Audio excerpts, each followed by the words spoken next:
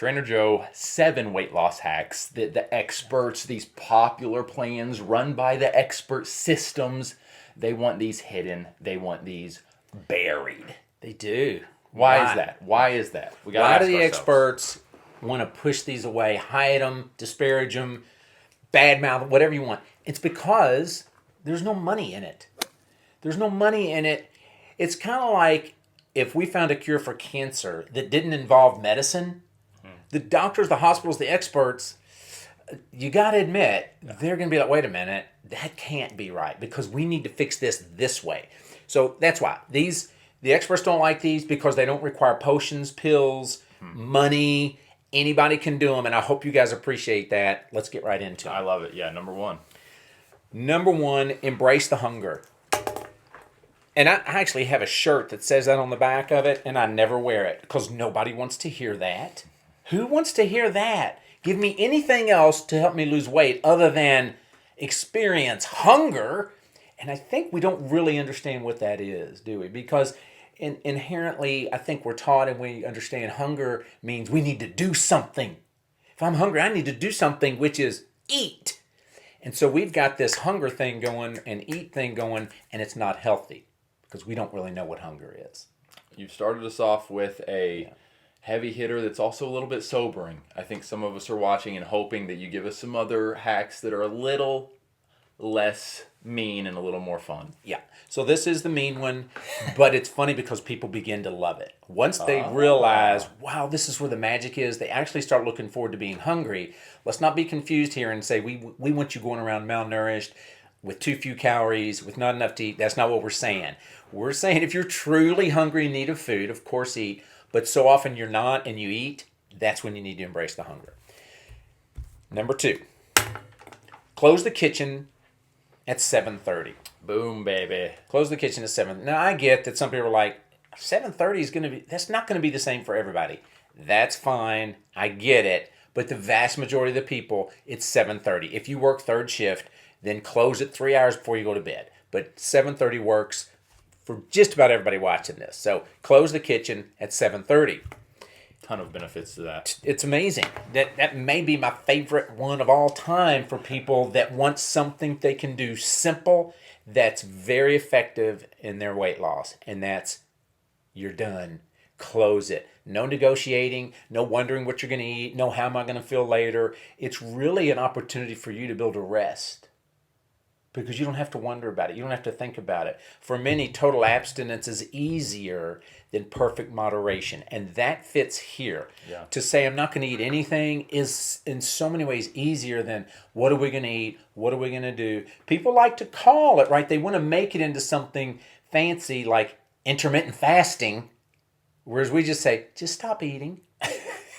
You know, it's more fun to say, I'm doing this 16-4, I ate 1 meal a day. Yeah. Just stop eating. Yeah. And you're going to be fine. Stop eating at 7:30, and you're going to do great. And if we're being real, most of the more empty, sugary, fatty, junky calories are towards the end of the day. Who's eating really healthy at midnight? For the majority of us, so just cut it off right at 7:30. That's good. That's Be good. done with it.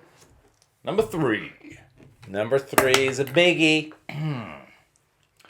No second helpings. I've heard you talk about this one, so you're a real strong believer in it. What are we really trying to do here? Because I think any plan you look at, we're all trying to do basically the same thing, and it's get your calories down to where you have a deficit and you lose weight. What are any of them doing that's not that? I don't care whether it's, and that's what this is doing too. I don't care whether you're doing keto, carnivore, intermittent fasting, 1 meal a day, Ozempic. What are they? Weight Watchers get their calories down to a deficit. We need a deficit to lose weight. They're all doing that. You might want it to look or be fancier than that. That's what we're doing here. What's the most effective way of doing it? And anything that does that, helps you do that, is a tool. It's not your answer, it's a tool. The answer is the renewed mind, which we help people do. These are tools. No second helpings. When does somebody really need a second helping? Have you thought about that for yourself? I'm trying to think if I do many second helpings. And there are people, because there are people that need to eat second helpings. Yeah, yeah. If you need to gain weight, have second helpings. Sure. We're talking to people that want to lose weight. When should that person have a second helping? And that's right. So it's really Yeah, not that's no right. a question right. for you so much. Sure. But if you were losing weight, when would you legitimize a second helping? Yeah, that's good because most of the time our eyes do a pretty decent job of putting on the plate all we need that first time. So yeah, scrap the second. That's it.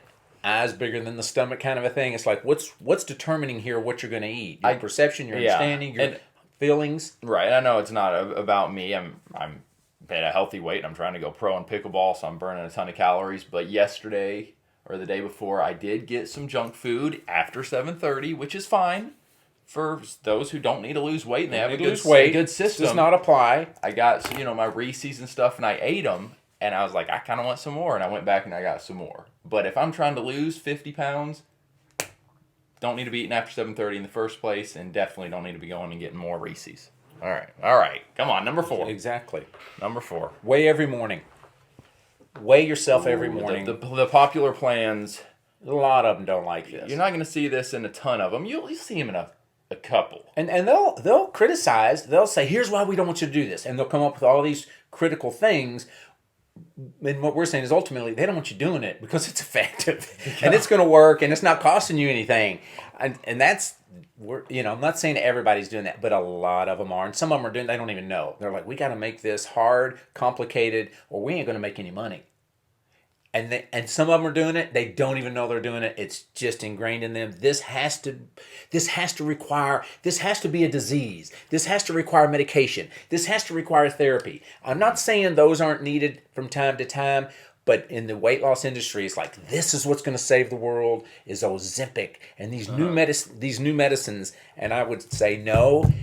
You getting a renewed mind. You doing what we're teaching you is huge. Well, weigh yourself. Beyond those different reasons, I think they just want to create an atmosphere in these popular plans of we're not going to do things that are going to make you feel uncomfortable, deprived, guilty. So let's find responsible. You're not responsible. How many things have you heard that start off with this is not your fault? And I know sometimes that's good to say and that's good to hear and it's true. But so often it's like what they're saying is there's nothing you could do about this. This was totally out of your hands, and I don't agree with that. Same. So weigh yourself every morning, and it's giving you data. And I think where a lot of people don't like it is they feel like this is causing me shame when I get up and I look at this scale and I'm going through this thing that I shouldn't go through. Well, you don't have to go through it even if you do weigh yourself, because all the scale is telling you is how much you weigh, not what you're worth, and we've got to make that distinction. Right. Bingo. We got to make that distinction and risk coming across where we might feel some guilt and responsibility and that we've let ourselves down. Sometimes that's good to feel like, you know what? I let myself down today. And when I got on the scale, I was up a pound rather than continuing my downward trajectory. I got to get even more intense on this. Okay. And that's what some people don't like. And that's what we're saying you need to be okay with. And I think it's interesting because the reason a lot of people don't want to weigh, and a lot of the experts, is they're going to say you're going to obsess over this, and you shouldn't obsess over this. We don't want you to be obsessed. Yeah. We don't want you to be too extreme. So that's kind of what they look at. So my question with that, before we go to number 5, is do you think some people should be more, and whatever word you want to use, obsessed than they are? Right? It's like the person that finds themselves in jail, and they're like, well, why are you in jail? And you know what? They've never done anything wrong. Most people in jail would say, I didn't do anything wrong. So they had to be forced there, right? This wasn't my fault. I didn't do anything wrong. Is there anybody in your life that you've ever seen and you're like, this person needs help, but they don't see it, they don't recognize it, and they're not going to ask for it. I see what you're saying. I don't need anything. And you're like, you know what? You care a little bit too little. Mm-hmm. So is there anybody that cares a little too little that should be nudged, that should be encouraged? Hey, you need to be a little more into this, a little more about this, a little more, if you will, obsessed. Yeah. Or is nobody in that category? Would you say anyone that is 70 plus pounds overweight, 50 plus pounds overweight, lacking a little bit of obsession and urgency? That's a good question, and I think it's tough, and I can see where somebody might be like, wait, so you're saying there's a certain pound number that says this is when you're not obsessed? Is there? Does somebody weigh 500 pounds and you're like, don't weigh yourself? That you're being too obsessed if you stand on a scale. Is that reality? Or is there some point that we can agree, you know what? Some people need to be more obsessed. And then all we got to do is decide, when is that? That's a Is good it word. 10 pounds? Yeah. Is it 50 pounds? Is it the 500-pound person should be obsessed enough to think, I need to go for a walk every day? Yeah. If you can. Or I need to stop eating second help. I need to weigh myself every morning. And I would say we've got to get over this fear that we're going to hurt somebody's feelings because we're telling them you need to be more this way. I like it. So we give you permission. Stick a big piece of paper on your fridge that says, I am obsessed about losing the weight. All right. Shall we do another one? Number 5. Exercise is a bonus. A lot of people, and I have one guy that follows us on YouTube, and he says, I'm doing all this exercise, and it's a ton, and it's way more than the average person is going to have time to do. So I'm like, bro, and he admits it. I'm going on a 100-mile bike ride, and then I'm going to do this. And what it appears he's doing, it, and I think he even admits it, is I'm going to eat more food than I need, so I'm going to have to exercise more than a normal person would exercise. That to me is it's neglecting the issue. In one way, it's slightly admirable that you're going out and biking 100 miles a day. He says, I'm exercising for 2. Yeah. Why is he exercising for 2? He wants to eat a lot. He wants to eat for 2. He wants to eat a lot. And that's the only reason you need to exercise a ton is because you want to eat a ton. The only reason you're going to have to exercise more than a normal person needs to exercise to be relatively healthy and fit is because you're wanting to eat an unusual amount of food. Mm-hmm. And to get to that point, we realize we can have a normal, wonderful, amazing life without exercising a ton.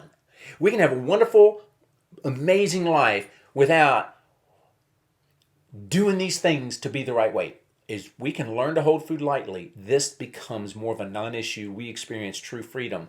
And I was watching another video, and I liked it, and I commented on it. And they were talking about that. It was a pastor, and he was saying, freedom is being able to eat it or being able to not eat it.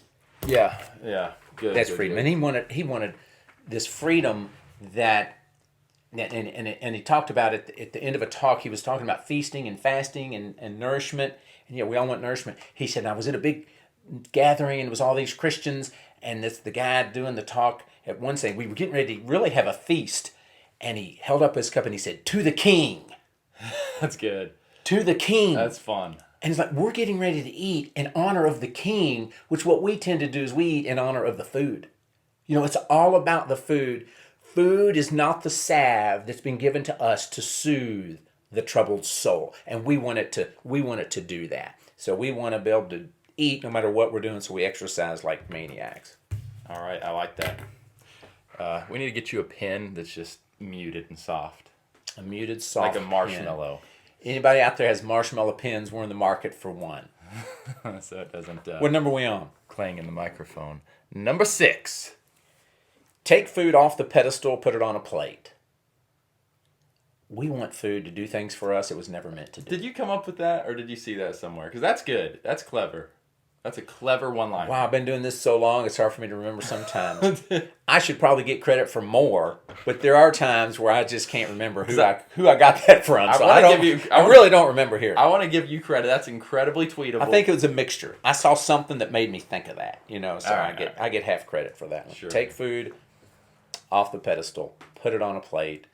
We do. We lift it up, and it's like it's on this throne. It's like, this amazing food. And we do. And we post it, and we put it on our page, and we talk about it. This is the most amazing thing. I get it. Who doesn't love a wonderful tasting, wonderful meal? But we do kind of idolize it. Isn't it interesting that the image of us doing this to a particular food, or just food in general, is unsettling. I'm not worthy. It's unsettling of this banana cane pie. And it's blasphemous. And so none of us would like that image of with our face on it doing this. Because it's blasphemous. But then it's like, wait, is that what we're doing day in and day out? Are we? Are we? We probably shouldn't. No, we should not. All right. Yeah, keep going. You want to shout out anything? Well, it's only food. It's going off of number 6 before we get to number 7, which is... Take it off the pedestal. Kind of brings it all together. Taking food off the pedestal, realizing food for what it is and what it's not. It's not to be idolized. It's only food. Have you read It's Only Food? Yeah, if you really, because a lot of people say, well, why this? Well, why that? Why that? You want to know all the whys? Read it here. We keep it really simple. This is a quick, easy read, and I really think you'll love it. If you haven't read my book yet, It's Only Food, this is going to help with all the things we're talking about right now. You get a breakthrough. It brings it all together. It's a really good book, and I helped you with it a little bit. Yes, you did. Number 7. What do you got, Trainer Joe? Oh, by the way, the link for It's Only Food book is in the description. Highly recommend it. Amazon. The last one, this was one of our biggest reels, if not the biggest reel we've had. People loved it or they didn't love it. It was very divisive, which probably made it have more traction. Gave it more traction, but it's true. Enough of the excuses. You guys know what this one is. You've heard us talk about this one. Go to bed. Hungry. Wake, dun, dun, dun. And wake up. Happy. Go to bed hungry, wake up happy. It's just true. A lot of people love it. They find out I sleep better, I feel better. No indigestion. I can quit taking my purple pill at night. I mean, it changes a lot of things immediately. Now, some are like, I couldn't go to sleep. I was so hungry. You'll get over it. How important is this to you? If the most important thing in the world to you is that you don't have interruption in your sleep, okay, or is it weight loss? You've got to decide. I'm thinking of one person's voice in my head right now saying, because I remember them saying this or something along the lines of, it was bedtime and my body was craving more food. I was used to getting more food, and in that How am I moment, going to sleep? In that moment, yeah, I wanted to eat more so badly, but I went to bed and I woke up so happy, so proud of myself. Push through it. I felt good when I woke up, and I was ready to eat a normal breakfast. Wow. Yeah, because Wow. we're saying here right up front, go to bed hungry. You're not You're not going to bed satisfied. You're not going to bed feeling good. You're not going to bed happy. You're making a sacrifice. You're denying yourself something you would like so you can get something better. Do it. Bingo. All right, those were 7, in my opinion, really good tips that the experts, the big plans, aren't big fans of. Let us know your thoughts on that. Like, why do you feel like these big plans, maybe you've tried some of these other big plans and listened to some of the other experts, why do they avoid these? I want to get your all's thoughts and your all's experiences. Also, just let us know which one hit you like a ton of bricks in the best way. Which one resonated with you? Which one are you going to write on your fridge? And I want to make one more point on that last one, the go to bed hungry, wake up happy. Yeah. I realize some people, it may be like, I just can't imagine doing that. Will you do it for 1 week? Will you do it for 7 days? Challenge. Then report back. And if you say for 7 days, I nearly woke up dead because I was so starving, I never slept a wink for 7 days. Okay, then report that. But if you're like, man, after day 3, I see what you're saying. It's wonderful. Thank you so much. I would love to hear the responses on that. Yeah, comment below. People that watch this after 7 days, they'll probably hop into the comment section to see, did these people do it? How did they live through it? Did they live through it? You can do it. I'm curious about that as well. All right, until our next video, Trainer Joe, train your brain. And transform your body.